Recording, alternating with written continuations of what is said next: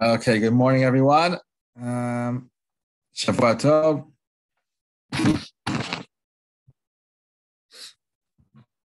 Okay. Before we begin with a Devar Torah, which precedes the Halacha course, good morning. I was just going to tell a story that happened last week, a very, very special story, touching, which David just came in. David Levine was involved in. And yeah, you've heard the story? I posted it just from what was posted. Oh, yeah? She posted on the chat, on the community chat.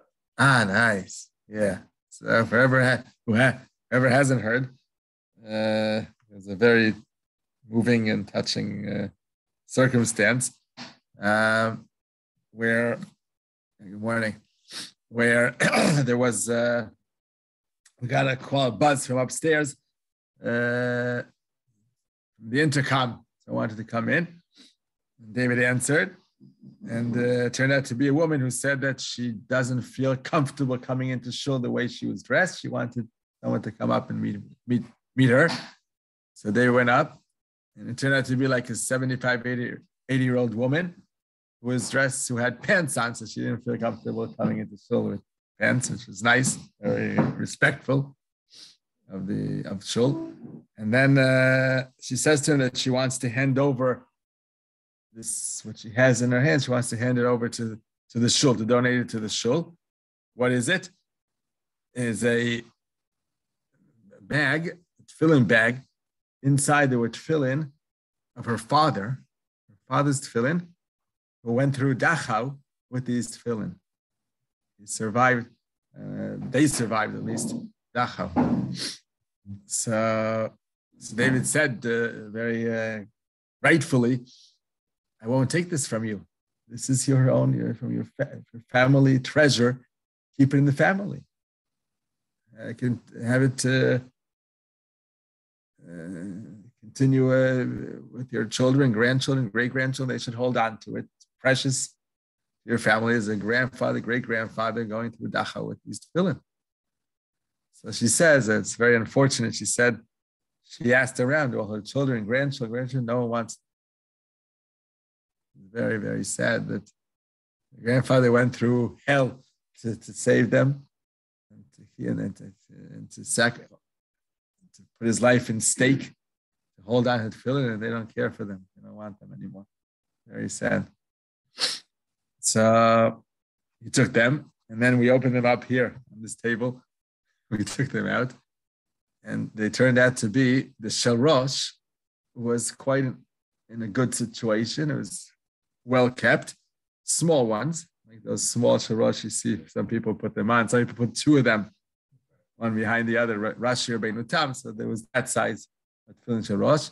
The knot, I noticed the knot, the back knot was a square knot, not the dalit. Yeah, most people have dalit today, but I guess that was common in those days. And then the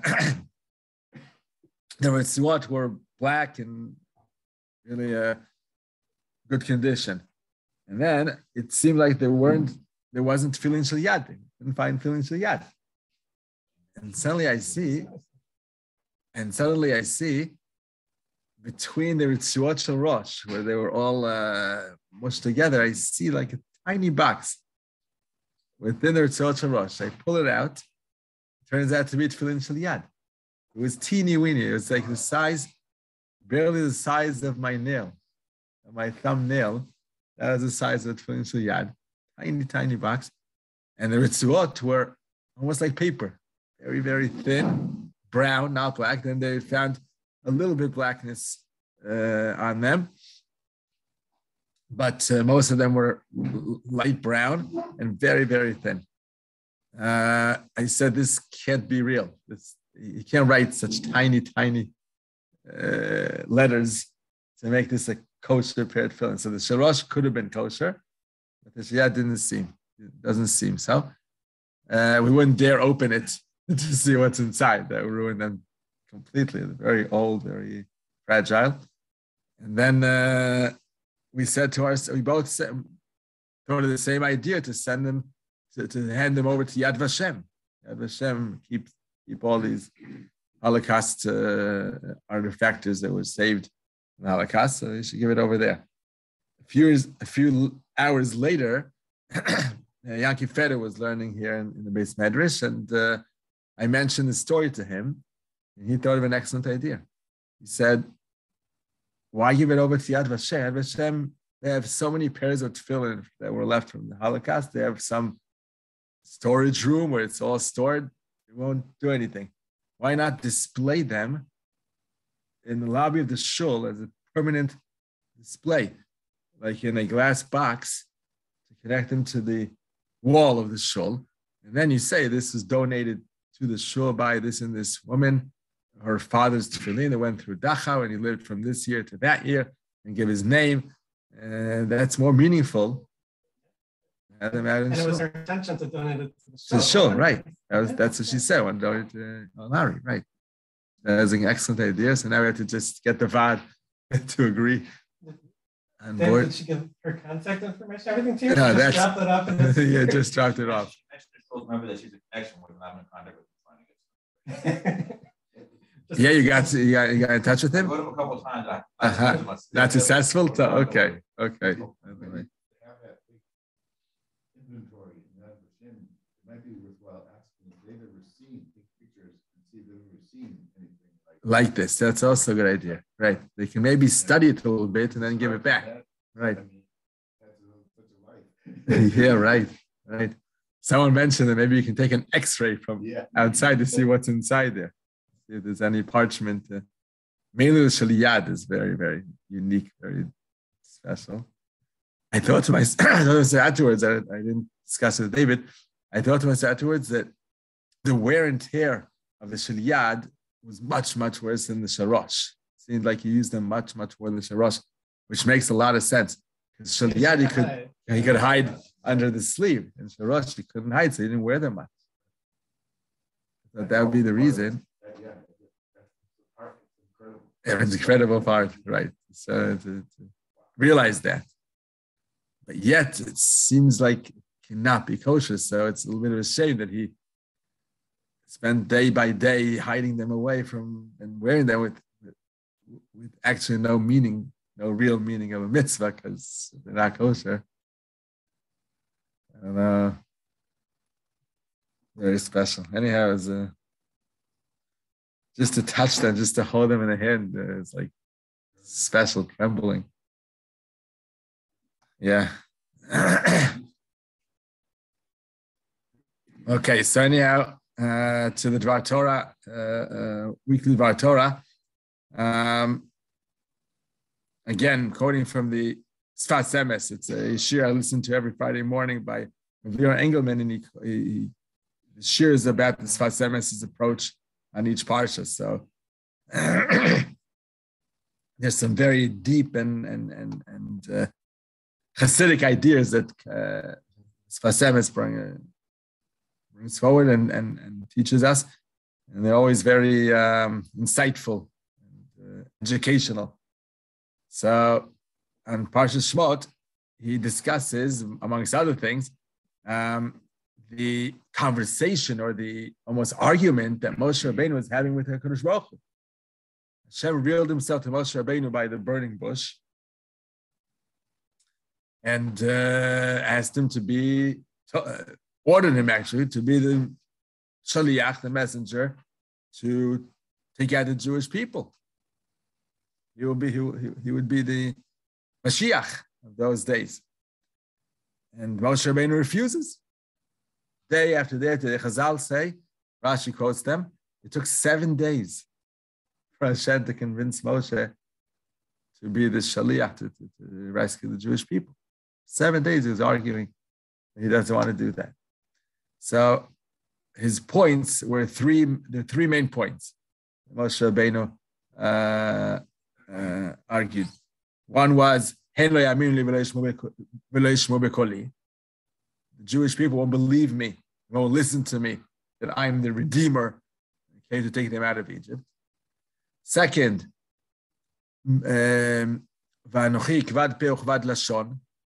my speech is very stutter. How can I be influential and charismatic when I stutter? I can't convince anyone to follow me.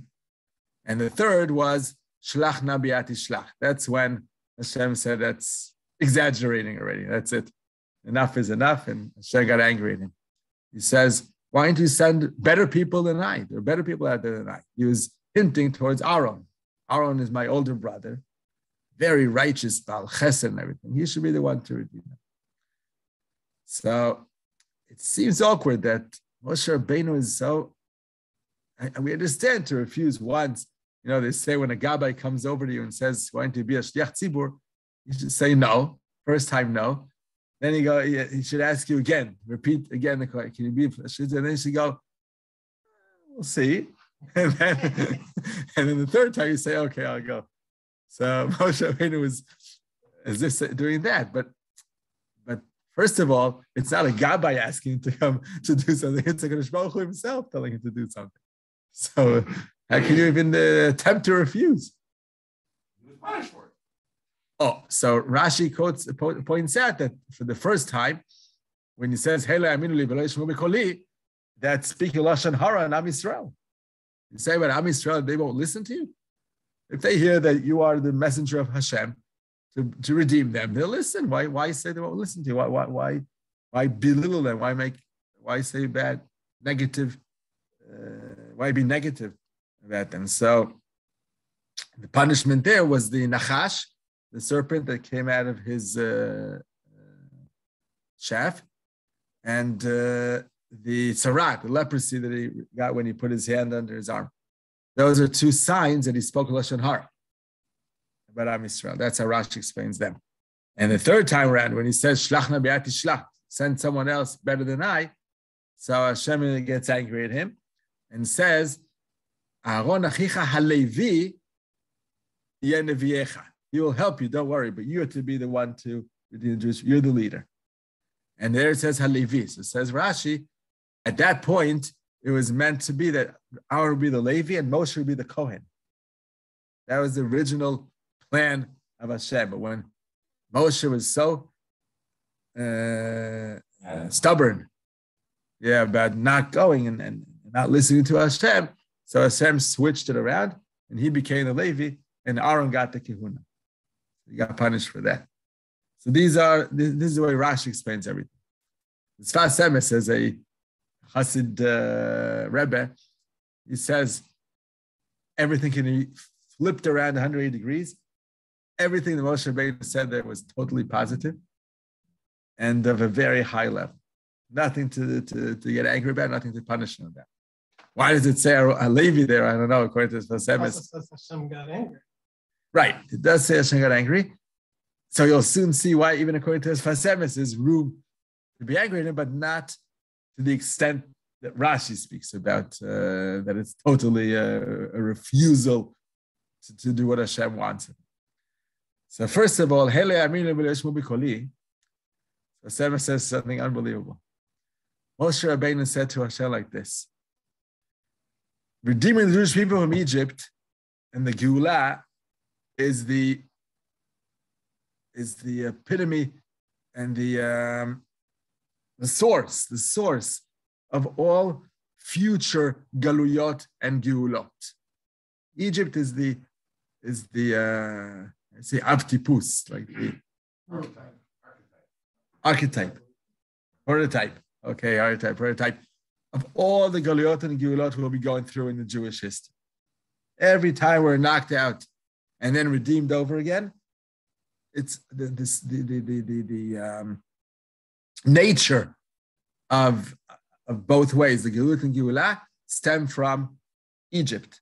We learn from Egypt, and that's why we repeatedly say all the time, Zecher Yetzias Mitzrayim, Zecher Yetzias Mitzrayim. Always remembering Yetzias Mitzrayim. That was the prototype of all redemptions, and that's where we're always stemming from. So says Moshe Rabbeinu, since it's so, I don't want you, Hashem, to redeem only those who believe in you. Vehen lo ya'aminu li. I know in future, not only future times, even then in Egypt, there will be those who won't believe, who will deny that Hashem exists, that I'm the Redeemer, the Torah is important, that we have to follow mitzvahs. There will be deniers. I don't want the redemption to be a sort that sort that's only redeeming those who believe in you, Hashem.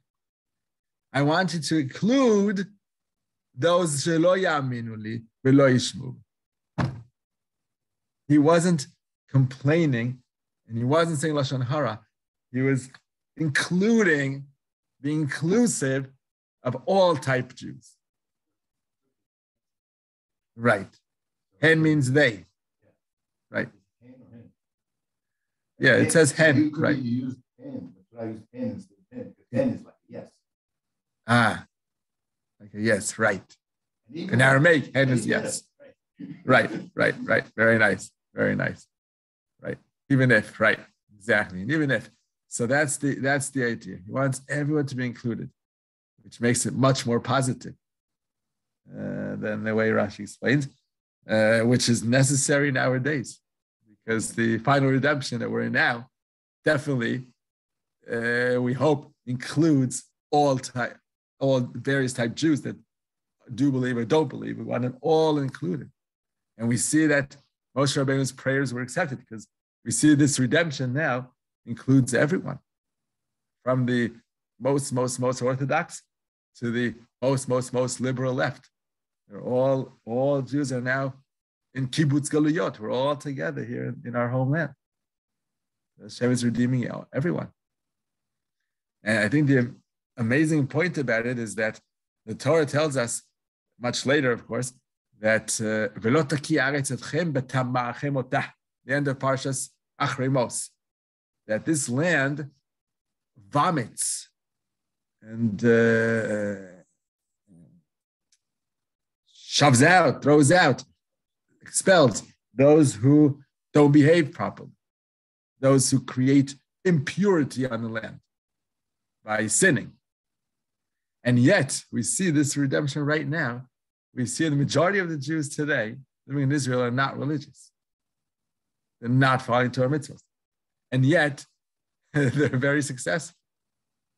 And they're here to stay, and no one's throwing them out. They aren't expelled from anywhere.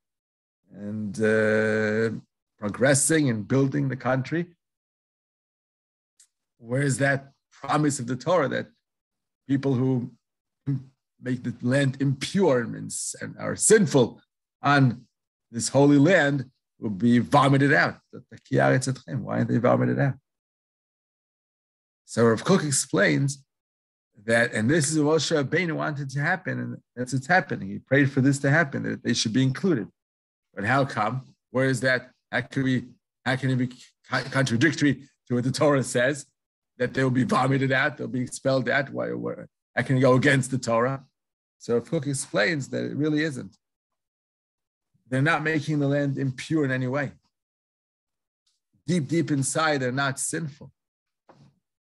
Maybe their actions are, but it comes from a totally different place in their values, in their beliefs, because these secular Jews are really deep inside believers. They believe strongly in the Jewish people, in the Jewish state, in the progress.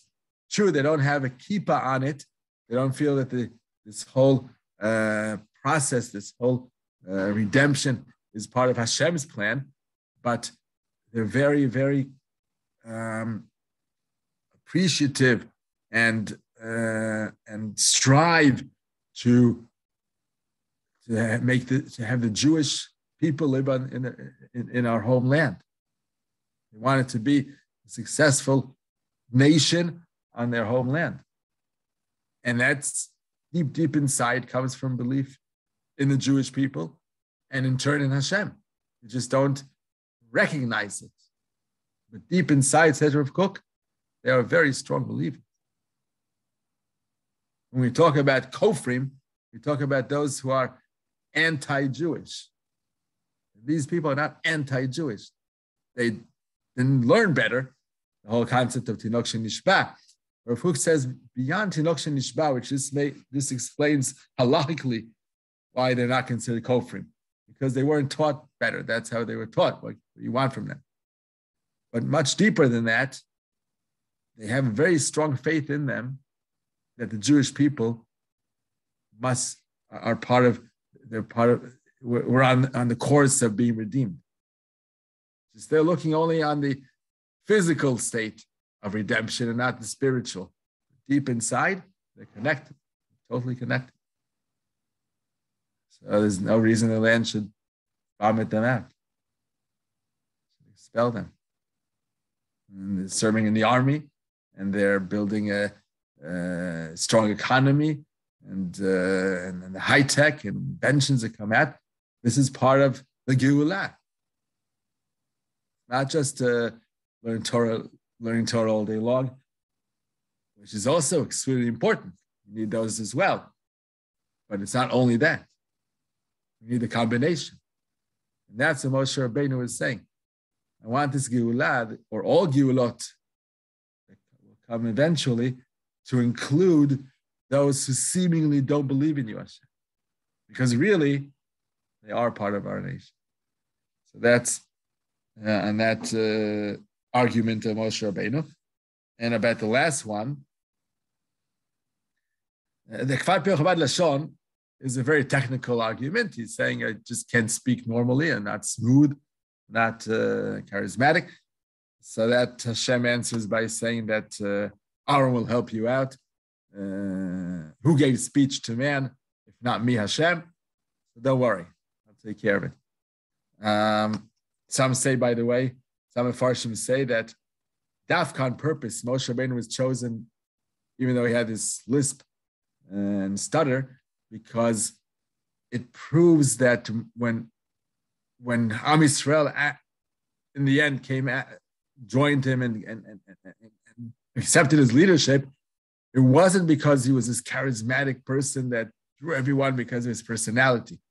It was despite him not being charismatic and special and speak and giving tremendous speeches. Despite that, he can do that. They were coming out. They came after him. They followed him because he was real. The message was real, not because he was so fluffy and made it sound good. It was real, ultimate good came out of his mouth. So that's how they followed him. That's why Dafka on purpose, our leader, was that type that wasn't making up things and making things fluffy and sounding better than they were. It was real ultimate good. So that's for that question. Then the last argument, Shlach Nabiati Shlach, use someone else. Why me? So Sfas says it's not exactly what he meant.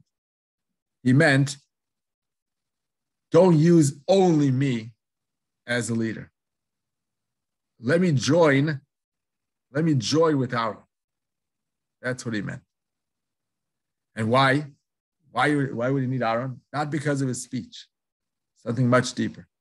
Moshe Rabbeinu knew that if he would be the only sole redeemer, that would mean that Am Yisrael must follow Torah mitzvos strictly. Because Moshe Rabbeinu was Midas Hadin. His whole life, he was acting on Midas Hadin.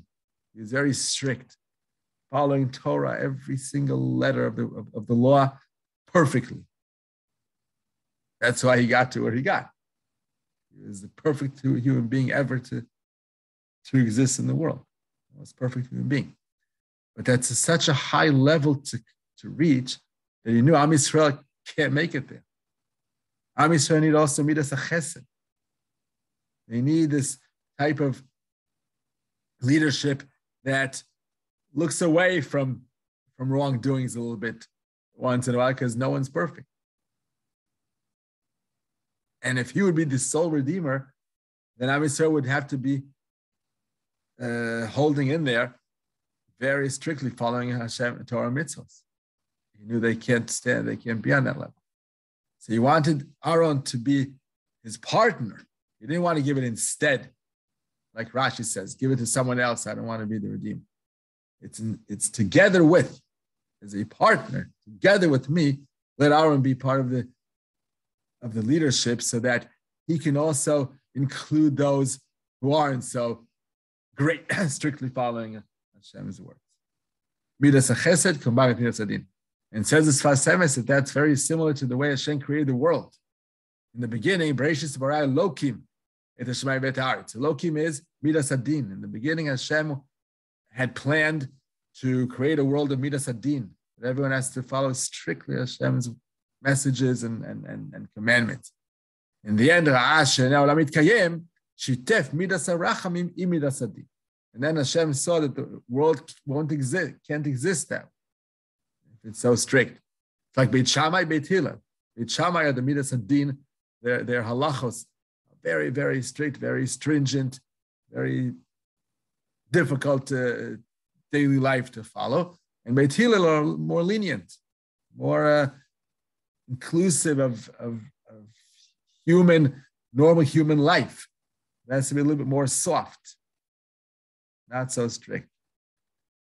So Hashem combined Midas HaRachamim, Midas Adin. It says, B'yom bro havaya Elokim eretz v'shamayim. Hashem Elokim eretz v'shamayim, Yud Kei Vav Kei. Yud Kei Vav Kei is already Midas HaRachamim, Midas HaChesed. So you combine the two together. So that's what Moshe was saying to Kadosh Baruch Hu. Same as when you created the world. You had thought to begin with that it should be led by Midas Adin, and then you realize it can't be. You need to combine the two. Same is true for me. You're asking me to redeem the Jewish people. I Midas Adin. It's again that same mistake. Just try to develop the world in Midas Adin. It can't be. I can't do it alone. I need Midas HaRachamim together with me. That's Aaron. Let me have Aaron together. Let's go together. So why was Hashem so angry about that? It's hard to know, but I guess Hashem said to Moshe Rabbeinu, don't worry for me. I know exactly what to do. I asked you to do it. You do it. I will definitely be part of it. Don't worry. He'll be included. But I have my ways. Let me do it my way, not your way. That's, I guess, what Hashem is angry about. But in essence, Moshe is saying something very, very true. Very, very real. And that, one last point, this explains that it seems like Moshe Rabbeinu was completely the opposite, acting completely the opposite of who he was. He was the most greatest anav to ever exist, that the Torah tells us. Vayish Moshe anav meod mikol adam asher pnei adamah. Pasuk in Ba'alotcha later on. He was a humble person. Now, a humble person accepts Hashem totally. He's humble. He doesn't reject. He doesn't stand up against Hashem or against anyone, for the matter of fact. He's humble. He doesn't make himself an important man that likes to control and everything. He's humble. So if you're so humble, on one hand, that explains that he says, Mi anochi, who am I? But on the other hand, if Hashem is speaking to you, so being truly humble means accept it immediately. If you're a humble person, Hashem tells you to do something, so you're completely in track with what Hashem wants. That's being humble. And here he's standing up strongly against Hashem's will. That's gava. That's like being boastful, the opposite of anav. Who are you to reject Hashem's words? You think you're better than Hashem? So now, according to the Sfas Emes, it softens the question a little bit, lightens the question, because he's not rejecting, he's trying to include Aaron together with him after accepting that he should be the leader, but he wants Aaron to come along because of this care for Am Yisrael that won't be able to follow strictly Hashem's words like Midas Adin, which is the way he would want to lead them.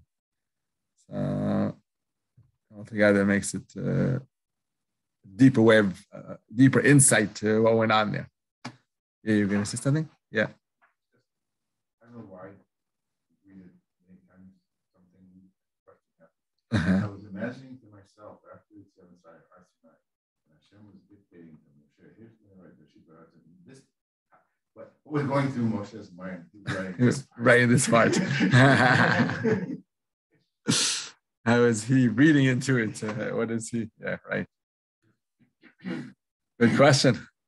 Same as later on when he does Chet Mei Meriva also. How does he write that down? Yeah, right. Right.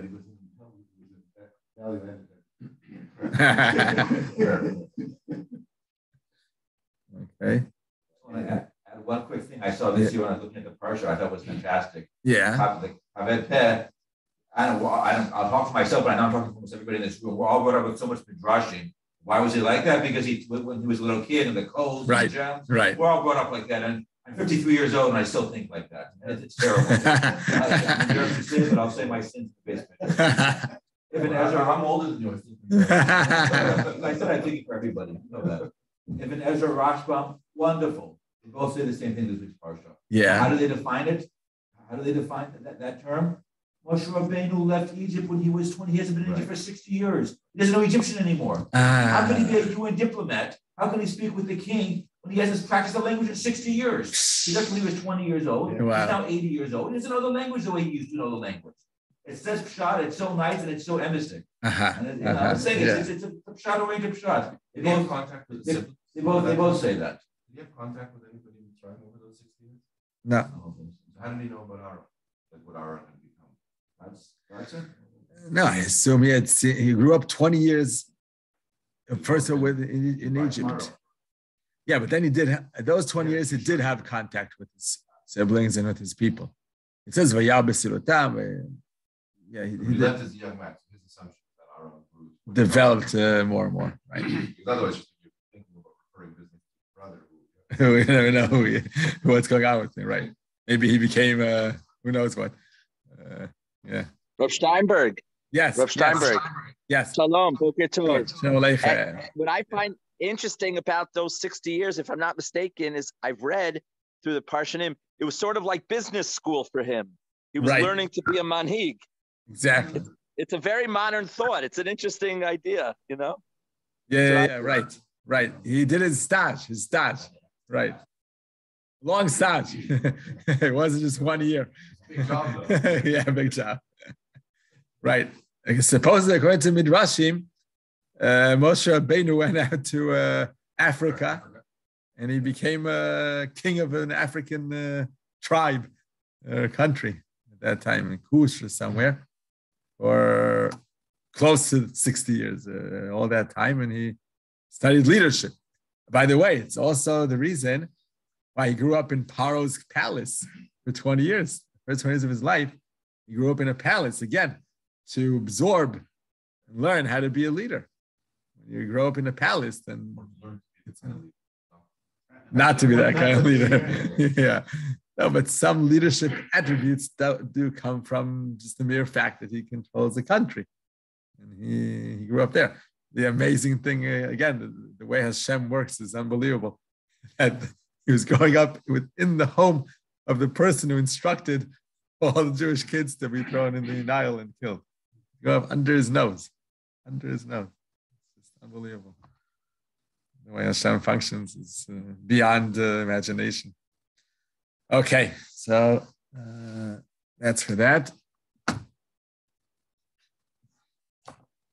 So I'll continue our halachic discussions. I just want to say something before he go on to this new chapter. Say in a short form. On Shabbat is the Korei Minyan, and then my shir afterwards. So the shir is about Shmita. We discuss all the halachos of Shmita. So we did in short form in this class as an interval between the Shabbos discussions. So it came up with, I found a very, very amazing chiddush of Shlomo Zalman Auerbach. Interestingly, he doesn't quote, but he refers to the Machzeh Avram, who happens to be my great-great-great-grandfather, a direct descendant of the Machzeh Avram, was one of the, they call him Gionei Galicia, and the geniuses of Galicia. He was a very, very huge Talmid Chacham. He actually wrote many volumes of responsa. Unfortunately, most volumes got lost in the Holocaust. We lost all his writings, manuscripts. We just left with 3 volumes. Supposedly, he had 27 volumes of responsa. 27 volumes written out, handwritten, and only 3 were left. First volume was published yet while he was alive, the year before he died. Tafresh Pei Zayin was published 1927, I believe, and at 28 he passed away, and the remaining 26 volumes were in manuscript, and most of them got lost. Only 2 more volumes were found, and my grandfather's uncle, who was a rabbi in New York, actually, after the Holocaust, he got a hold of these manuscripts and he put them out, the other 2 volumes. Anyhow, and he wrote other stuff, big Talmid Chacham. So Shlomo Zalman refers to his book, Machzeh Avram, Siman Kuf Mem Vav, related to this issue that I'm going to say now. He quotes from a book called Sharei De'ah, which I'm not familiar with, one of the Achronim, that says something very amazing. We know it's soon, not soon, but in 3/4 of a year, when we celebrate Sukkot, we had to buy the Arba Minim. So here in Israel, we're going to have a tough time with the etrog. The etrog will be Kedushat Shvit, because it will have sprouted. The Chanata would be before Rosh Hashanah of Tafshin Pei Gimel, before Rosh Hashanah of the fall of the next year, which is not Shemitah anymore. So the Kedushat Shvit will be on the etrogim, and we know one of the restrictions of a fruit that has Kedushat Shvit in it is that you're not allowed to sell or buy in a normal way. It's called leochla velo lischora. You can't sell it easily. And there's another problem, another prohibition called ein mosrin dmei perot shvit li'am haaretz. If you buy a holy fruit that bears in it holiness of the Shemitah year, so you pay for any money you pay for that fruit becomes holy as well. The money becomes holy.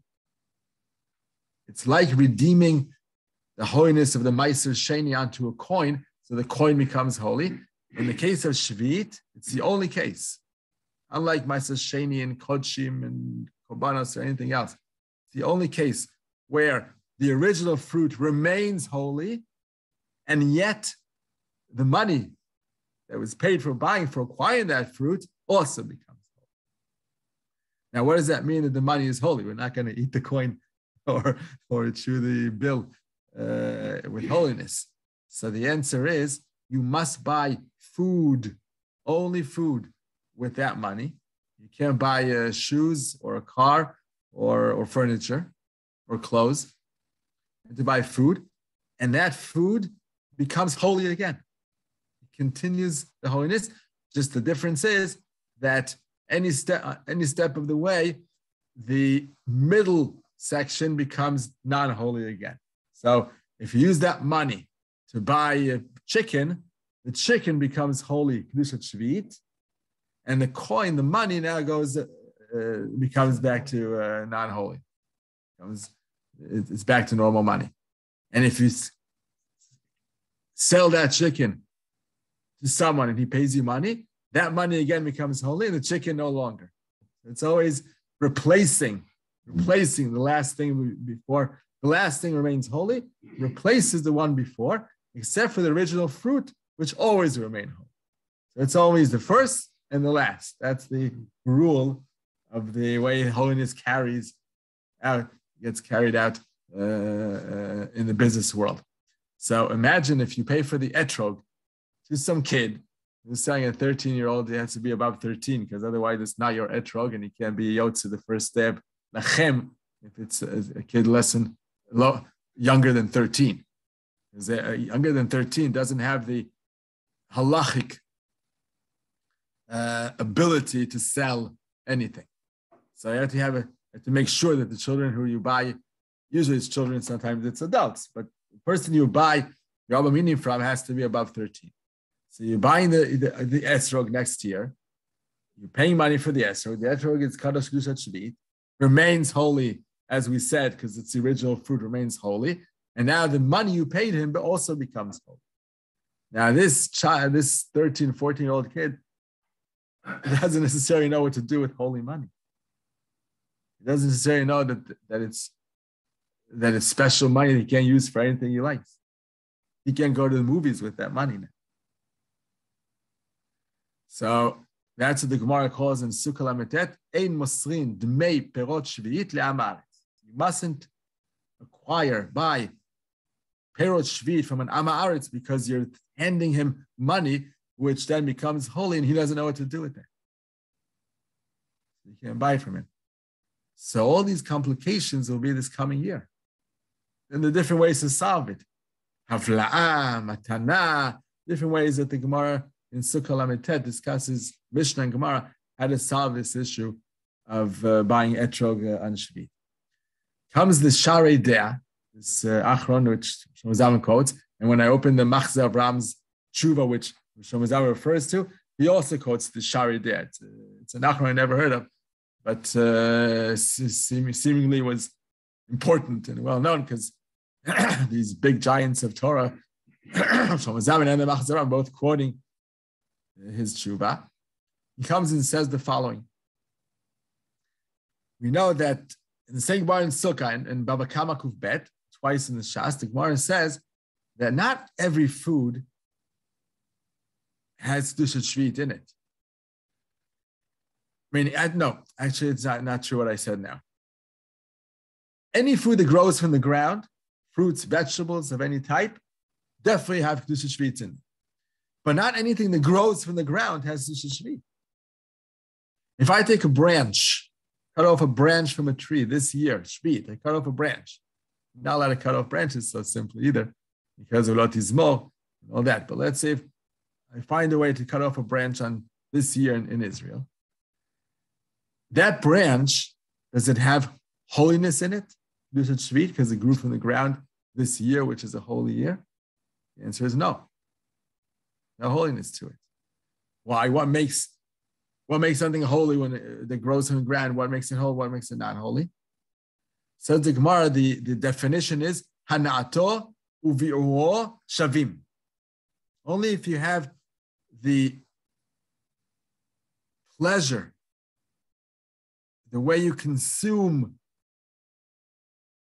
that artifact that grows from the ground, at the same moment, it also gets demolished.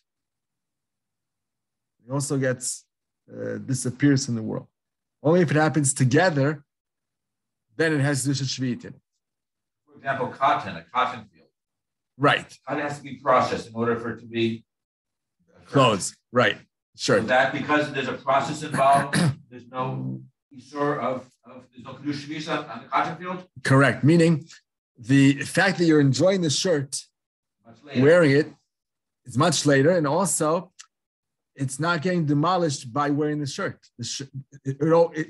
As you're enjoying the cotton, it's still existing. It's still in existence. The shirt doesn't get shriveled and ruined by wearing the shirt. Has to come at the expense of the metzius of the. Exactly. Diminished physically at the moment that you're enjoying it. Now, what happens? When does that happen? That happens when you're eating something. When you're eating a fruit or vegetable, the moment of pleasure, the moment you're chewing it and swallowing it, you're also diminishing it. No longer in existence. Only that type of situation creates Kedushat Shvit on the artifact that grew from the ground. It has to be that way. It can be that way. Or say you pick an apple and you're going to make applesauce. Still, that's not the moment you're enjoying the apple. The moment you're enjoying the apple is eating the applesauce. In that moment, you're also diminishing it. So it doesn't matter how long the process is. Whenever it is, you're going to eat it. Correct. So from the beginning, it already has the Shad because the end result of it will be to eat it up, and at that moment also demolish. How does that work with the etrog, where you're using it for a mitzvah, you're not using it? Exactly. No one knows. Exactly. Not 95. Exactly. 99 point something. Exactly. So you got David Bart's wife makes jam. He's the only one I know. Huh? Exactly. So you pinpointed exactly. You got exactly to the point of the Shari Dea. So this Achron called Shari Dea, he says exactly what Ellen just said, and all of you jumped out and saying it. The etrog in our days is not used for eating at all. No one eats it. It's used for the mitzvah, and then you put away till it rots, till it gets very hard, and then you can throw it in the garbage. You shouldn't throw it when it's still lively and fresh, because it's a bizu mitzvah. You did a mitzvah with it, you don't want to throw in the garbage. It's desecrating the importance, holiness of it. But still, the mitzvah per se is when you enjoy, that's when you're enjoying the etrog, doesn't demolish it, doesn't diminish it in any way. A little bit of handling it, a little tiny drop of invisible parts of it may be demolished, but the etrog itself remains whole and existent. So says the Shari Dea, for this reason, it's a huge chiddush. Etrogim do not have kedushat shvit in them. There's no kedushat shvit. So then there's no problem buying it from wherever you want. You don't need to do the avla'a and the matana and all these ideas that Chazal came up with in the Marv Sukkah. You don't need to be careful how you handle it. Nothing. Now this is again, so you're going to see this coming Sukkot. It's going to say so many things on the box. On the etrog box, it's going to say het mechira. It's going to say otzar beitin. It's going to say yivul nachri. It's going to say with dusha, without dusha. How to buy it this way, buy it that way. Buy a lulav together with the etrog, so you're paying for the lulav extra money. You're not really paying for the etrog and blah. You're going to see tons and tons of discussions of how to buy the etrog this coming year. And according to Shari Dea, it's all unnecessary. There's no kedusha in it because we're not demolishing it as we're enjoying it.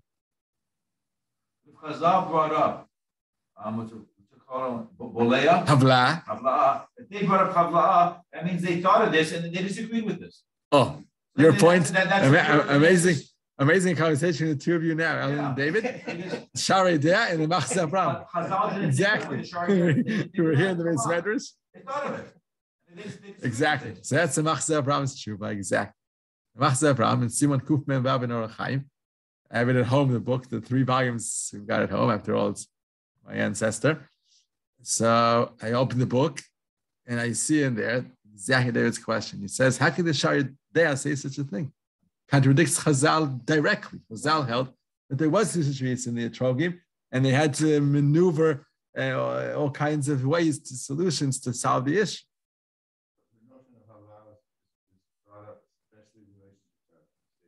Yes. Especially Rog, Mamash, that's the sugya. The sugya is talking about the etrog. I want to watch my language, but it's almost like we form. Pardon me for saying it, but if you think about it, that's So okay. I'll say you this, know what? I'm saying this. This is in our generation, and it doesn't apply because. So you know what? That's the other argument. That's where I come into the picture. Now we're talking all three ways. Three-way discussion, perfect. That's a sheer. Maybe you were eavesdropping yesterday. You heard the whole discussion. You're just making believe you're coming up with these ideas. Exactly, that's what I said yesterday. But before I say that, David's second point is also what the Machzeh Abraham also argues with the Shari Dea. He says, how can an Achron come up with such a tremendous chiddush? You're not entitled to. That's what he says to him. It's not a different thing, exactly. He says, you can't change the world halachically in such a way. Exactly. Those are 2 arguments of the Machzeh Abraham. And then I thought of the idea that was said here, that the emphasis of the Shari Dea, when he comes up with his chiddush, he uses at least the way Shlomo Zalman quotes him. I don't know if it's the exact quote word for word, but he definitely develops his idea. He says, "Etrogim bazman hazeh einam kedushin kedushat shvit," because it only is for mitzvah and not eating. And that's why I thought your idea comes up. In the days of Chazal, they didn't have much food anyhow. They needed to use every possible fruit of any type to eat it because they didn't have enough food. So they processed everything to make it edible and eat it. So for them, it was definitely a fruit. It's called in the Torah, Pri Etz Hadar. Pri is a fruit. It was meant to be eaten. Today, the mainstream with Etz Hadar, I think the mainstream answer is the etrog. Is an etrog, right? It was it's one of 5 different ways. 5. Yeah.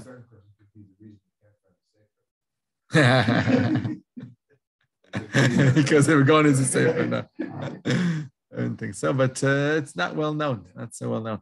Anyhow, so yes, I think that's the answer. He meant that reality, Mitzius changed, not Chazal, not the halacha changed. Reality has changed. And then we definitely develop halacha. Halacha develops according to our modern life and the way we live our life today. We don't stick to what Chazal said, unless it's a takana or gzera. But here, Chazal were just looking for a solution to a case that was relevant in their lives, in their times, how to solve the issue. They're not telling us it has to be done by Avla. If it would have been a takanat Chazal, they wouldn't care if things changed. That's what we say, that even in Batala Town, no Batala Din, even if the reasoning behind the way Chazal instructed us to do something no longer exists, the halacha still remains as is. But here it's not a halacha. Here it's a solution to a situation. Chazal are offering us a solution. We don't need that solution today. The situation changed. I think it's a good answer. Unlike the Machzor Avraham, which it's hard for me to say differently, but after all, learn Torah. So we have enough to stand on to not consider etrog's Sukkot Kedushat Shvit.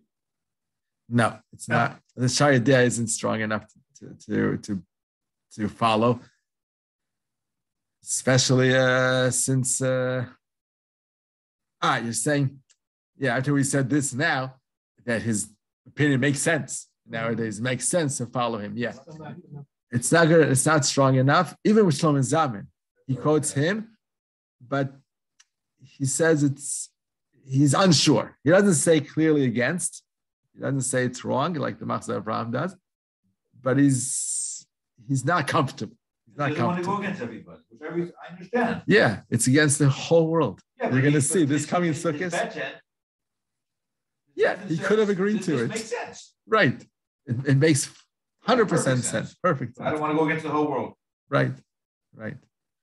But it makes me at least feel more comfortable when I do buy my esrog this coming year, that even if it doesn't work out perfectly according to the Havla and Matana and all the different solutions, nish gefeilach, it's not so bad. Until I saw this chiddush, I was very tense about it to make sure I'm doing exactly properly like you should.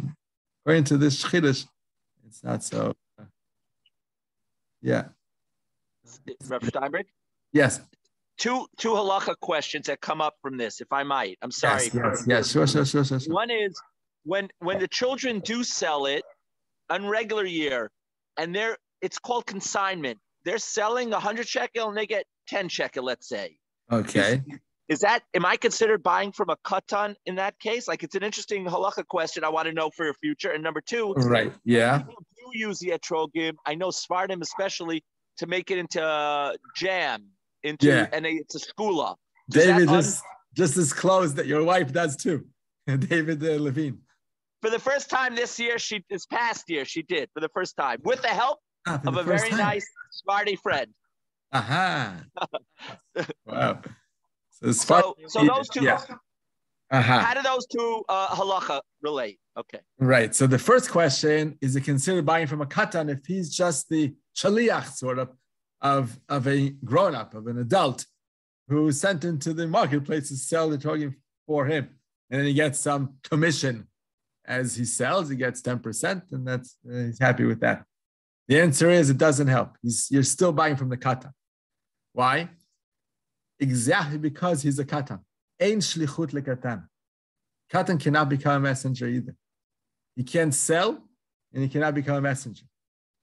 I thought Tikkun Olam, Chazal said they could buy and they could sell as long as they're bargas.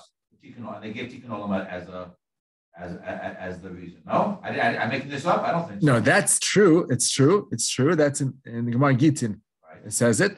In the Vav, I believe, somewhere around there, in Hein and Vav. But that's true. That's true because otherwise people will steal from them. That's the Tikkun Olam. To prevent people from stealing from them, so they say that they have some ownership. There's a real sale. Oh, but that's all okay. But that's only for that fact, for that to make it people shouldn't steal, meaning not pay them, because they'll say it's anyway not yours. I took it, I won't pay you. That's the Tikkun Olam. But by Abbas Minim, you need it to be Doraita yours. Lachem mishalachem. It has to be Doraita yours. You have to own it with Doraita, not just Tikkun Olam. Not just so that you shouldn't steal from them, and it should be really a real transaction. That's from the point of view of behaving properly, that the marketplace should function. But it doesn't make it yours. Definitely not Midoraita. And we're talking about the first day of Sukkot. We don't care about the second, third, fourth, fifth day of Sukkot because then it doesn't have to be yours. It can be b'she'ela. You can borrow it. Whose is it? It's the first person who owns it. And no, so you're borrowing it because he's allowing you to use it, but it doesn't become your own. He's allowing you to use it, but it doesn't become yours because the transaction cannot be done. Kinyan cannot be made with the katan.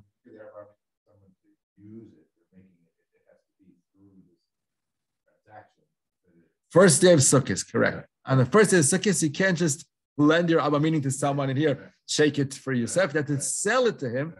You can say, give this to you on the condition you give it back to me. When True. Matanamat Lachzir is also good, right? That we find in the Gemara in Sukkah that Rabban Gamliel, Rabbi Akiva, Rabbi Yeshua were on a boat, and they only had one set of Abba meaning. Only Rabban Gamliel had, because he was the... Which one? He was also the Nasi of the generation. So he had the Abba Minim, and they all didn't have. Imagine these big sages tonight didn't have Abba Minim of their own. So on the first day of Sukkot, they're on the boat. So he handed it to each one, and they're Yotze. Why? Matanamat lachzir. Because he told them, it's yours for the moment, providing you return it to me.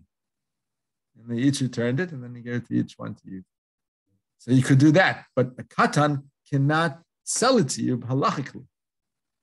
So it's like you're borrowing it. And that's not good enough for the first day of Sukkot. The rest of the day of Sukkot, that's fine. You can, even the Gemara says further than that.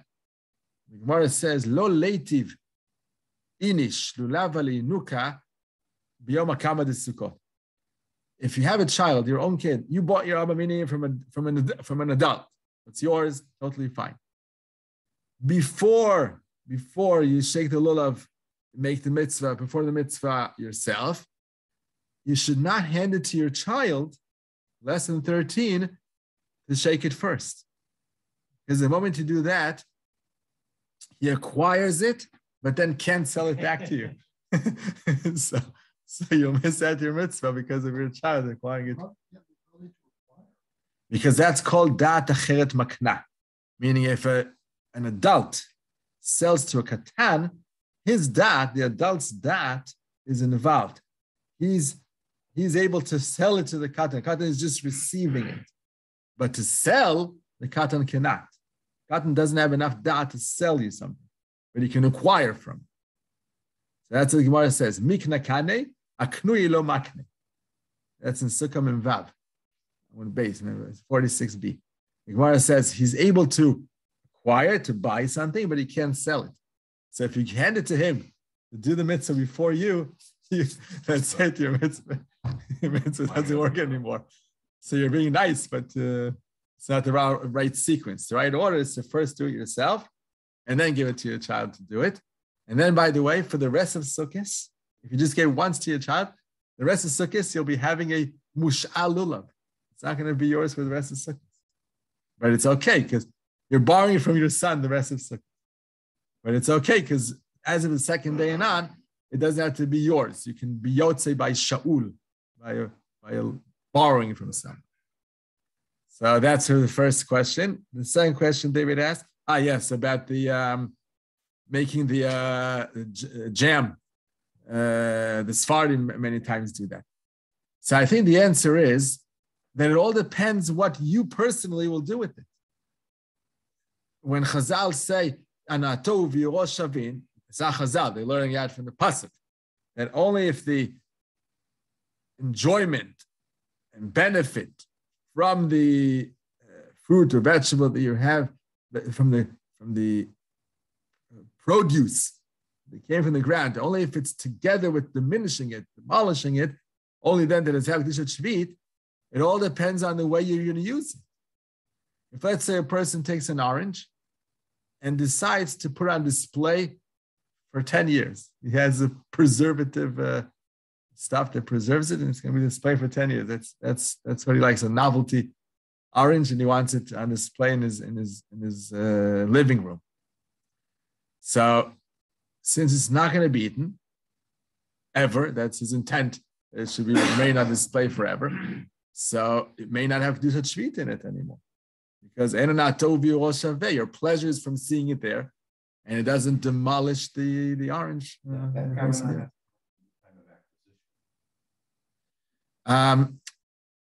I would say even at least then, because you're going to be using it in such a way that it's going to be right. At least then, if not by the growth. Someone goes to the market, buys an esrog to make jam. Right. So, then an esrog, I can use it. Right. Then that's the shvit. And then then the money gets holy also. The money you pay for it becomes holy. Then the whole thing happens. Right.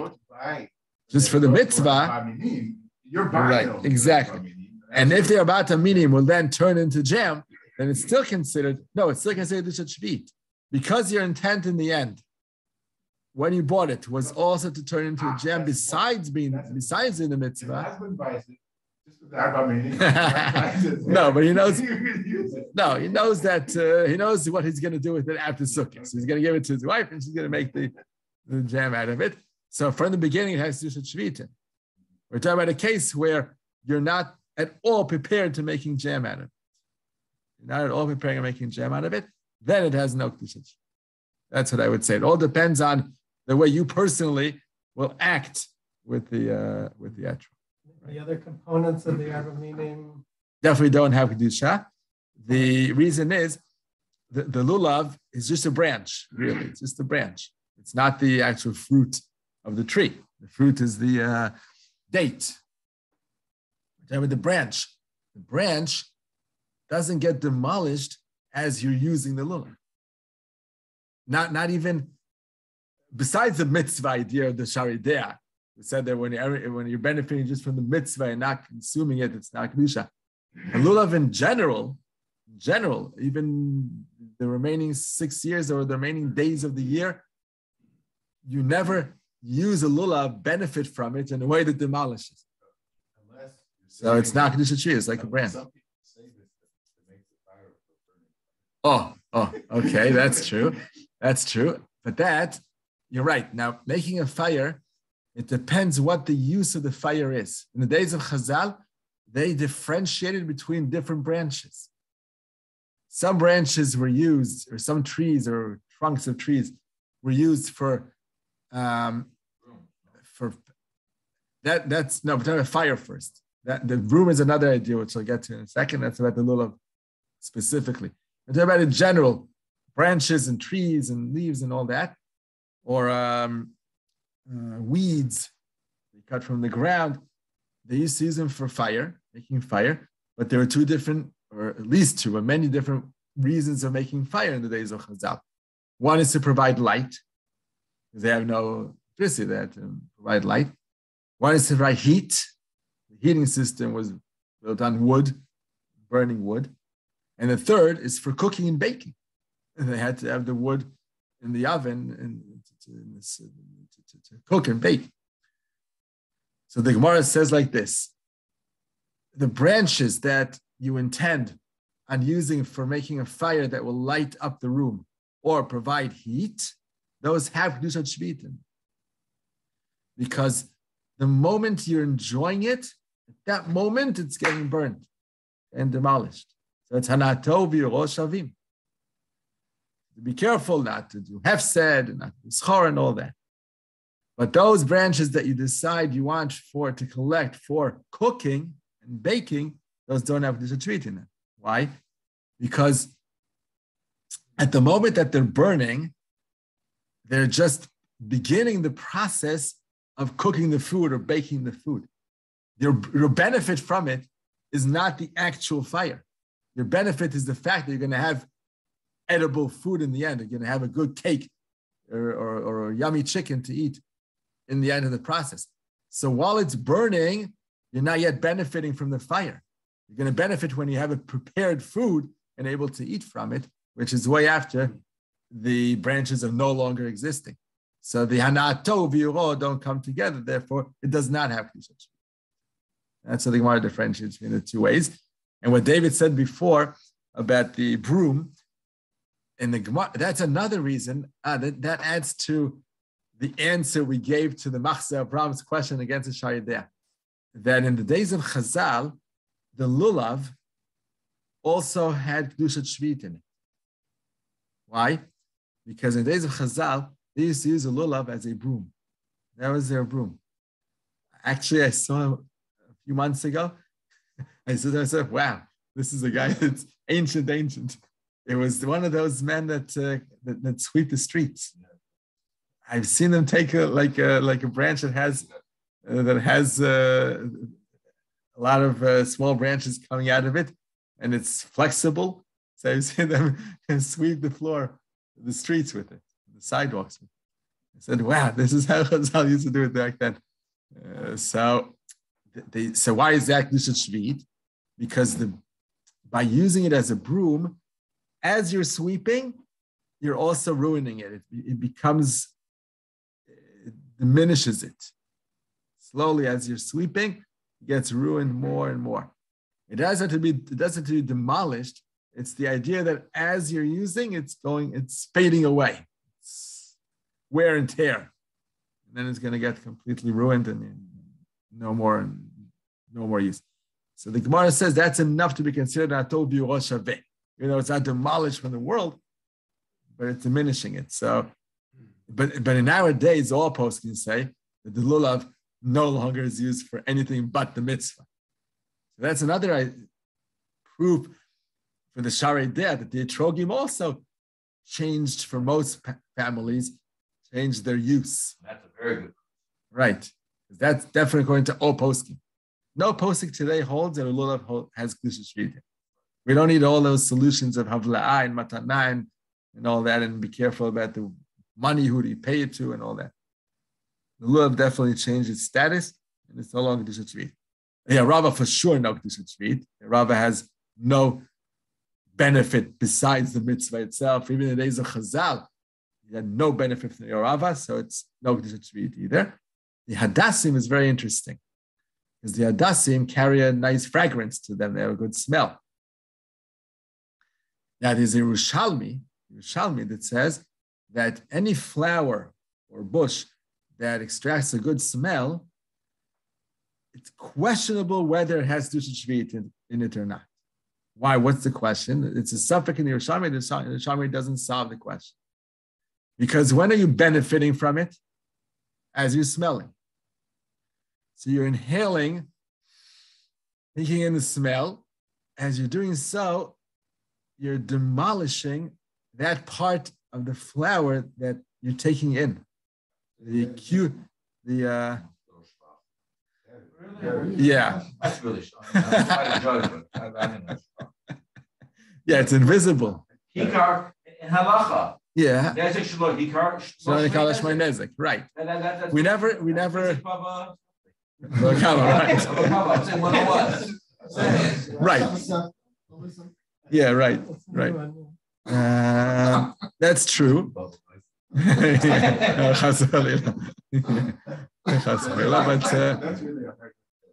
yeah, it's a little difficult to understand that. I don't know if it does something to the flower itself, or you lose its smell. The fragrance is being emitted all the time. Right. Those molecules are constantly right. Leaving the fruit. Your smelling doesn't draw them out. I mean, you're just smelling it's in the air already. In the air already. Keeping it out all the time. Right, exactly. You're not doing anything. It doesn't demolish The smell is there. You're just using it now. You're not doing anything. These aromatic molecules float out of it. Yeah. Eventually it'll dry up. Right, and they won't be there anymore. But it's not by you inhaling it. It doesn't make it quicker. It doesn't make it quicker. Go quicker. No. It's constantly going into the air, and you're smelling the air. Yeah, so it's hard to understand the suffix. It's hard to understand the Shami. But the poskim say that the hadassim are meant for their smell. The ones you take for the mitzvah, by the way, you're not supposed to smell them when you carry them as the Arba Samini. It's another issue. Yeah. But it's not meant for smelling. It's not like a flower that you buy for its smell. Some flowers, rather for the smell. Here, the whole purpose is the mitzvah. So even according to Yerushalmi, there's a suffix whether a flower or a bush that has smell to it has shvitz or not. The hadassim definitely don't, because it's not their purpose. So we go to at least 3 out of the 4 are definitely not an issue next year, this coming year. On Sukkot to buy them however you'd like and dispose of them however you'd like, no problem. Only the etrog is the one that is challenging this coming year. And according to Shariah, even that's not a problem. Even the etrog is not a problem. Okay. Yeah. At the time of when they collected the wood for the Mizbeach. For the Mizbeach, yeah. Was that wood? Did that carry? Yeah, right. What was the purpose there? If it's there were 4 bonfires on the Mizbeach, 3 or 4 it says. So some were the purpose of just burning. You just have to have something burning at all times, a fire going all times. And some were used for the korbanos, to eat up, to burn the korban. So I would assume maybe it would make a difference where it goes to. The one that's necessary for Esh Tamid, that could be really Kedushat Shvit, because the purpose and the moment it's burning and being demolished, it's serving a purpose that moment of having an existing fire. So that could be together. But the ones that are used for the sacrifices, to burn the sacrifices, that could be not at this same like cooking. It could be not at the same moment that you're using the korban ola. You're not eating it, but you want the final product of it being burnt. That's what you're looking for. The mitzvah is for it to be burnt out.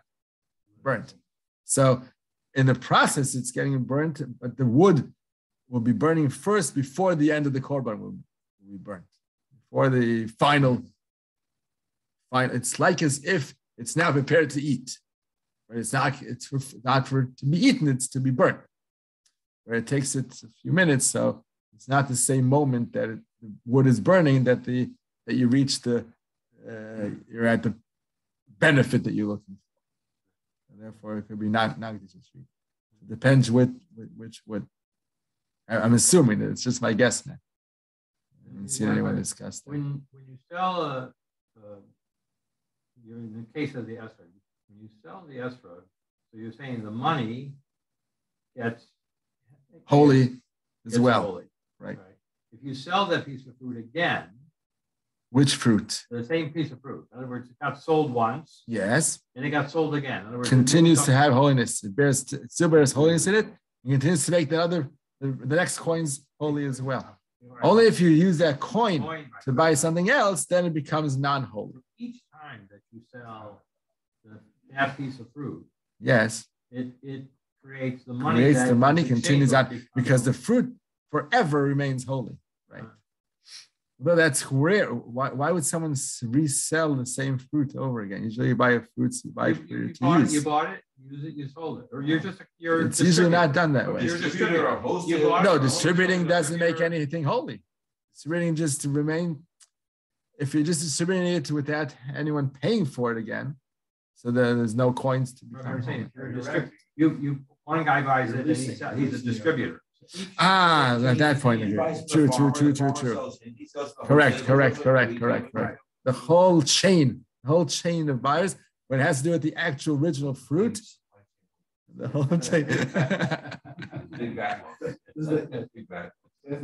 Yeah, that's what makes it very complicated, because there's a lot of money there out there that could be holy money. Holy money, yeah. Holy coins.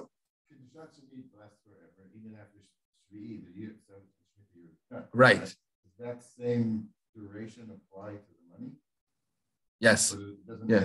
Doesn't end. The moment it's holy, it remains holy forever, unless you buy that money. With that money, you buy a piece of chicken, so the chicken becomes holy. Right? No time limit. So like until it's consumed, until you eat up the chicken, then it's not holy. Otzer Beit Din that has this holy money, how do they handle this holy money? Oh, that's an excellent question. The Otzer Beit Din is how, personally, that's how we buy in the Shmita. You're only that. You don't take any other Shmita solution. So the Otzer Beit Din is the idea that we actually buy, we had the schus this year of eating a holy cucumber and a holy tomato and a holy apple. It's a big schus. The apple's not yet. The chanata was still last year. But soon the fruits will be. We're going to talk about that. Yeah, we'll mention when that starts. Each fruit has a different timing when it becomes holy. Now it's only the vegetables are holy. So Ellen is asking a great question. When I go to the grocery store on Shesh Ta'amim or on Chafetz Chaim, the only two in Ranana that sell Otzer Beit Din produce, we go there, we pay for the cucumber or tomato, which are holy, or potatoes or sweet potatoes, which are holy. We pay with money. If those coins or money bills that we give over to the grocer, he puts them in his cash register, and it's holy money.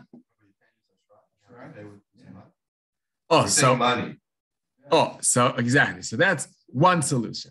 If you pay by ashray, which is hakafa, that's called hakafa. He's not getting the money immediately. He's going to get it eventually from the company.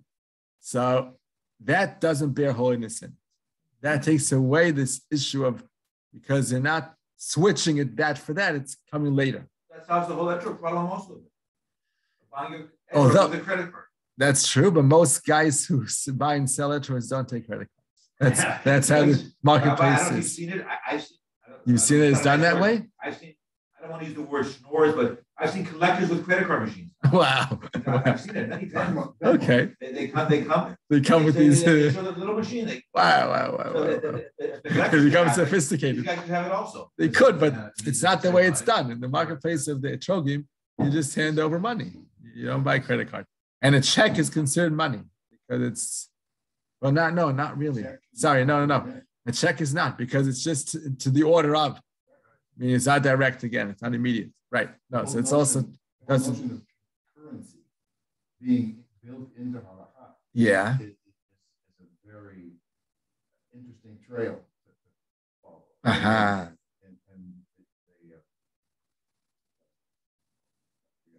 Because it used to be that silver was real silver and gold was real gold. Now it's only a currency, right? And so a dollar bill, is really, it's closer to a check than it is to a coin. It's like you've got the value of $1 in your hand, but it's not the real dollar. It's not the real money. Yeah, but we consider, halachically, it's considered money. It's not considered an indirect, so what happens if you give cash to the Otzer Beit Din? Oh, so cash to Otzer Beit Din. How does that work? So the solution they came up with is as follows. You could ask a more basic question than that before you get to the money. What are the prohibitions prohibitions of Shmita, leochla velo lischora. You mustn't make business with holy fruits and vegetables. Lo lischora. It's not, you can't act as a merchant with your holy produce. So you can ask a more basic question. How does it sold? How does it exist in the stores? How do we buy and sell otzar beitin fruits and vegetables, which are holy fruits and vegetables? The answer is that it's a tosefta. It's based on a tosefta. That's the reason it's called otzar beitin. Why isn't it just called kedushat shvit produce? That's what we buy in the store today. Kedushat shvit produce. Why call it otzar beitin? What's that name? The name comes from a tosefta. It says that what they used to do is, imagine you had these fields and fields of cucumbers, tomatoes, lettuce, fruits, everything, fields and fields of it, and it's all hefker on the seventh year. That's how it should be, all hefker. Anyone can come and collect whatever they want.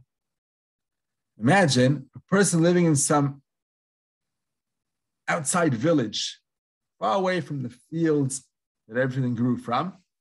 And now that it's hefker and it's not brought into town normally as in other years because he can't sell it and can't do business and merchandise with it. So people had to go out of their way and go kilometers or miles and miles away to collect their fruits and vegetables daily or once a week. It's very uncomfortable. With all that, the Torah made it nice for everyone to collect for free. Hefker, it's for free. Take anything you'd like, but it's still uncomfortable to get there and reach it. And let alone in our days, we have no idea where things grow. If I would have to collect my cucumbers in some field in the Golan, that would have been crazy. Or down south from Mitzvah Ramon, I would have to travel 5 hours there, 5 hours back to get a few cucumbers for my salad. That's unbelievable. So Chazal came up with this idea. The Beit Din are really like the distributors. The Beit Din is really the goof, the group that helps take care of the population. They're in charge. They're responsible for the population. That was the Beit Din in those days. Today it's not so much. So today it's the municipality. You can switch it to municipality, the area. Takes care of the city civilians. So in those days, the Beit Din, what would they do? They would service the people. In what way? They would hire poalim, workers, to collect from all those hefker fields. They would collect all the fruits and vegetables, bring them to town, and then people will come and take everything themselves. Made it much easier, much more comfortable for people to take it. That's the term otzar beit din. Otzar is like a storage room. So it's collected by the beit din to a storage room, to a warehouse. Otzar is like a warehouse. So they had a warehouse in Ranana, a warehouse in Tel Aviv, a warehouse in Haifa, a warehouse all over all towns. And they went out to the fields with their poalim, with their workers, collected everything because it's hefker, so we took it all free. Brought it into town and had anyone come and take for free. That's originally how it worked. Now we became smarter. In what way? How come the Beit Din has to service us for free? It's true that the fruits and vegetables don't cost anything on Shemitah, they're hefker. The farmer cannot take any money for his produce.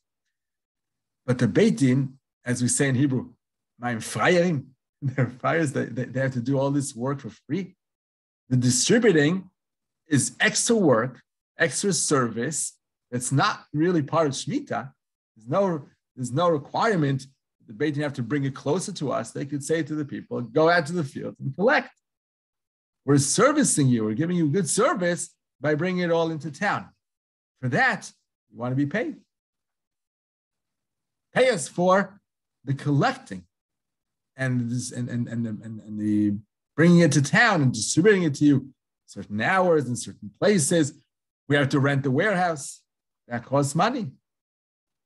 Today, the warehouse of the Beit Din is the grocery store on Shesh Yamim, and the grocery store on Tel Chai, on Havetz Chaim. Those two streets have the Otzar Beit Din produce.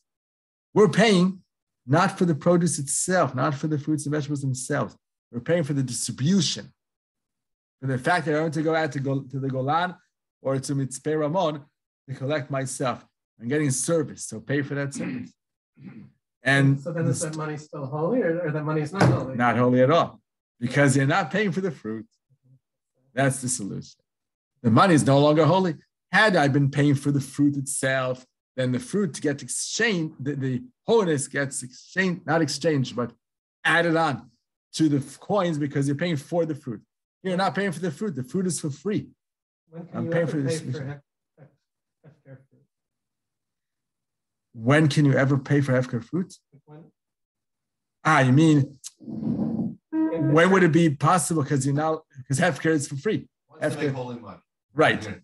So, no, the answer would be there are a few circumstances.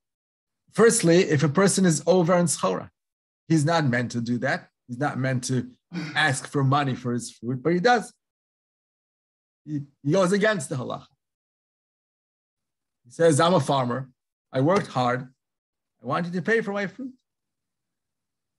And then when you pay for it, you're making that makes the money holy. You're not supposed to, and he's not entitled to ask for money, but he does because he wants his salary. He doesn't rely on the Torah promising that if you keep Shmita properly, you'll get enough for 3 years. He's not a believer of that height. It's a very high level, by the way. Imagine a person going on a sabbatical once every 7 years, going on a sabbatical with no salary promise. Very, very big gvura. That's why the Shomrei Shmit are called Giborei Koach Osei Dvaro. They are very courageous and a very strong belief in them to follow Hashem's words about the Shmit. So that's one option. Another option of selling and buying fruits that are holy and making the money holy, even though it's hefker, is the case of a goy owning the land, owning some land in Israel. And that goes to a whole other discussion. Does a goyish land still provide holy produce? Is the produce still holy? It's a big dispute between the Beit Yosef on one end and the Mabit on the other. The Beit Yosef held no holiness when the goy owns the land, even though it's land of Israel. When the goy owns the land, he takes away the holiness of the land. And the Mabit holds not so. The goy owns the land, okay, but the land remains holy. And the produce remains Shmita. Now go tell a goy it's all hefker. He'll spit at you and throw you out. And it's not really true even, because the fact that it's hefker, that's also another dispute, and not a whole other dispute between the Beis Yosef and Mabit on a total different issue, is the hefker because the Torah makes it all hefker, Hashem makes it hefker, Afkata de Malka, or Afkata de Gavra. It's the Torah commands us to be mafkir. Beis Yosef holds that it's Afkata de Gavra. The Torah commands us to be mafkir. So the goy is not really commanded. And even if it's Afkata de Malka, it's not so simple about the goyish land, and it's included in that as well, but leave that aside. Anyway, so it could be that the goy will now sell his produce from the land, and he's entitled to sell because he doesn't hold of hefker. He's not obligated to be mafkir his land. And yet, if we hold like the Mabit, so the fruit is still holy because it grew from the holy land. So then the coins will now become holy when you buy it. And this, by the way, is very, very relevant in a case where we wouldn't think so. You thought of the question about Beit Din. Now we explain why it's not holy money. But imagine the following case. Heter Mechira fruits and vegetables are exactly that. Exactly the case I just said now, I just mentioned now. What is Heter Mechira? We sell a land to a goy. Before Shemitah, a lot of farmers in Israel, majority of the farmers in Israel, sold their land to a goy. it's sort of a make-believe sale, but it's supposed to be real. It's a real sale to a goy. And now they work the land and do everything that necessary to grow the produce, and they sell all the produce based on the fact that it's goyish land. Goyish land is no kedusha shvit. So that's only according to the Beis Yosef. According to the Mabit, this doesn't work because it's still holy. So imagine if you're buying heter mechira produce and you're holding like the Mabit. If you're holding like the Mabit, then you're buying holy fruits. Who cares if it's owned by a goy? He doesn't have the strength to cancel the holiness of the land. So the afka the heter mechira, and there you're paying for the actual fruit. It's not just for distribution and all that we said before. There, seemingly, we hold that you were allowed to sell and buy normally because it's all goyish produce. It's no kedusha shvit. But according to the Mabit, there is kedusha shvit. And then you're buying with coins that become holy because it's holy fruit. You're buying it. So dafka by heter mechira, you have a bigger problem than Otzar Beitin, which is definitely holy. But the Otzar Beitin are paying for the distribution. And heter mechira paying for the fruit. So the one who holds this way today, nowadays, is the Chazon Ish. He held like the Mabit. Most poskim hold like the Beis Yosef, that there's no kedusha shvit in goyish produce. So for them, there's no issue. You can buy and sell heter mechira. As long as you rely on heter mechira, that's another issue. We'll go into that. But if you rely on heter mechira, then you're buying non-holy fruits and vegetables, and the coins aren't holy, and everything's fine. According to the Chazon Ish, he didn't rely on heter mechira to begin with. So he said it's all phony, it doesn't work. But if you're holding that heter mechira is okay, and yet you're holding like the Chazon Ish, who holds like the Mabi, that it's holy produce, then you're in trouble, because then you're paying money in coins. So then I would buy, for that sake, for that argument, I would try to buy heter mechira only with a Visa credit card, and not actual coins, to get away from that problem of the Mabit, that goyish land is still holy. Yeah.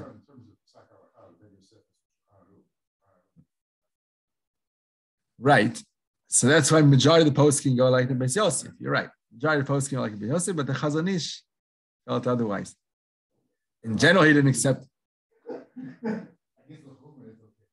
Yeah, because in general, he didn't accept him as the Mar De'atra, as we Ashkenazim don't accept the Shulchan Aruch in many cases.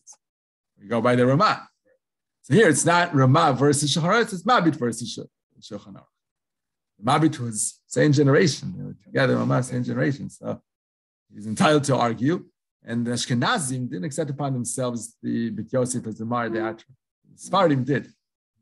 Rav Yosef will definitely not go by the Mabit, no question. No.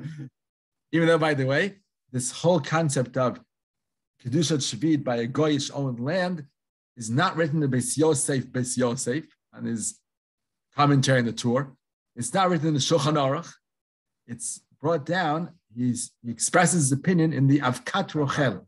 That's the Shut, response of the Rabbi Yosef Karo. It's his response. Besides writing all that he did, he wrote the Kesef Mishnah on the Rambam, the entire Rambam. He wrote a commentary on the Rambam. He wrote the Beis Yosef on the Torah, and he wrote the Shulchan Aruch. It's like something that thousands of people can't do in thousands of years. He did one person in 75 years. It's just unbelievable. And besides all that, he had Shut of Kat Rochel. He has a responsa answering questions that he was asked. Plus, he has Magid Meisharim, all kinds of books. Very mystical. He got an angel that spoke to him and answered questions, so he wrote them down. He had a charusa with an angel, so he wrote down all that he was taught by the angel. That's another book. But the Avkat Rochel is a shut. Now there's a question. Do we accept the Beis Yosef, the Shulchan Aruch, in his book Shulchan Aruch, or his book Beis Yosef, or does it include all his books? Whatever, as a person, we accept him as a person, as a posek, or we accept his book, namely Shulchan Aruch or Beis Yosef? That's a big question. But both Or LeTzion and Rav Yosef, both Rabbi Tzion Abba Shaul, who is a very, very prominent Sephardic posek in our day and age, and Rav Yosef, two most prominent Sephardic poskim of recent times, they both hold that we, meaning the Sephardim, accept the person, Rav Yosef Karo, and all that he wrote, and not just in the compilation of the Shulchan Aruch or the Beis Yosef. They accept him as a person. He was Siyata Dishmaya. Whatever he wrote is halal. So even in the Kat Rochel, we accept that as a fire psak. That's why most poskim go in that direction, that there's no treat by a goyish owned land. Okay, so then I thought we'd take a few minutes. We just covered nice grounds on Shmita. Once in a while, we go back to Shmita.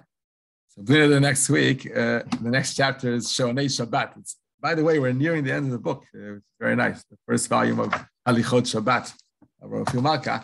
We're nearing the end of the book, which is nice. We covered nice grounds of Hilchos Shabbos.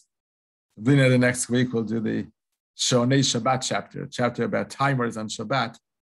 When you're allowed to change the pegs, turn them to continue working, or the opposite, make them work less time, and when yes, when not. We'll do those kinds of things next week. Before you hang up, a quick public service announcement. Yes. For whatever reason, Daf Yomi has tremendous PR agents. Someone that doesn't have less of a PR agent is Mishnah Yomi. We will finish the Mishnah. It's your process. Yeah. Yesterday we started again. Ooh. Yesterday was somebody wants to learn 5-10 minutes a day. Yeah. Shas. How many? 2 Mishnahs a day? 2 Mishnahs a day? And I want to advertise. I get no. It's a beautiful app. It's free. It's called All Mishnah. You can. It has wonderful shiurim. Wow. Many different magi shiurim. And we do with Kahati 5-10 minutes a day. You can finish all of Shemot. It started yesterday. It's not too late to join the train. Very nice. And how many years do you finish the Shah? Less than 6. Less than 6. Very nice. Shkoyach. Okay, Kol Tuv. Yeshikoch to you. Welcome. Shavua Tov U'Varach. Bye. Take care. Shavua Tov. Shavua Tov. Into you. Shavua Tov U'Varach. Bye-bye.